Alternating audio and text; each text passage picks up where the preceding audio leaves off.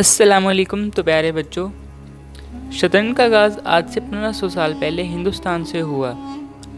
6वीं ईस्वी में ये खेल हिंदुस्तान से शाम और स्पेन पहुंचा। इसके बाद मुसलमानों ने इस खेल को सारी दुनिया में फैला दिया। शतरंज को मज़ीद दिलचस्प बनाने के लिए 15वीं सदी ईस्वी में यूरोप ने इसकी चालों में कुछ तब्दीलियाँ की। मौजूदा शतरंज इन्हीं असूलों पर खेली जाती है। 19वीं सदी ईस्वी में शतरंज का पहला आलमी मुकाबला मुनक्किद हुआ और विलियम 1886 में इस खेल के पहले चैंपियन करार पाए। 20वीं सदी ईस्वी में शतरंज फेडरेशन का क़याम अमल में लाया गया, जो इस खेल के कवानीन और मुकाबलों के इनाक़ाद की ज़िम्मेदारी है। कि तो शतरंज से मुतल्लिक वो मालूमात है जो सभी जानते हैं, मगर आज तक किसी को शतरंज के खेल को ईजाद करने वाले का नाम नहीं मिल सका। वो शख्स इस कदर ज़हीन था कि आप भी इसकी जहानत की दाद दिए बिना नहीं रह पाएंगे।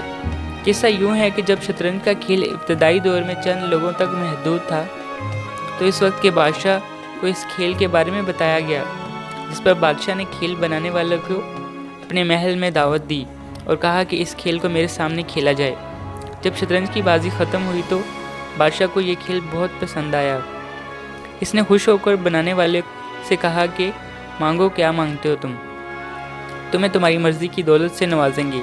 इस शख्स ने बादशाह को जवाब दिया कि मुझे चावल के दाने दिए जाएं, और वो भी इस खेल के डब्बों के मुताबिक।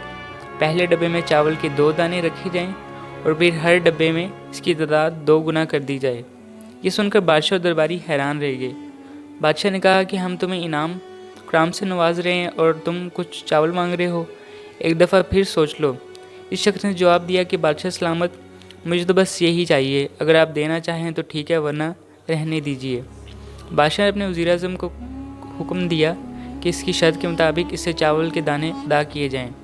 अगले रोज़ वज़ीर-ए-आज़म बादशाह के सामने हाजिर हुआ तो वो बहुत परेशान था। बादशाह ने परेशानी की वजह पूछी तो उसने बताया कि वो शख्स बहुत शातिर है।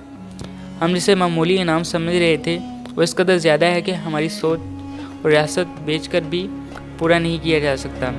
बादशाह को हैरत हुई और इसने तफसील पूछी तो वज़ीर-ए-आज़म ने बताया कि बादशाह सलामत, पहले डब्बे में 2 दाने चावल के रखने के बाद हर अगले डब्बे में इसके 2 गुना रखते हैं, तो हम इसको मामूली इनाम समझ रहे थे, मगर 30 डब्बों के बाद ये तादाद इस कदर बढ़ जाती है कि इसके मिक़दार को पूरा करना हमारी रियासत के इख्तियार में नहीं है। ये सुनकर बादशाह भी इस शातिर की जहानत का कायल हो गया।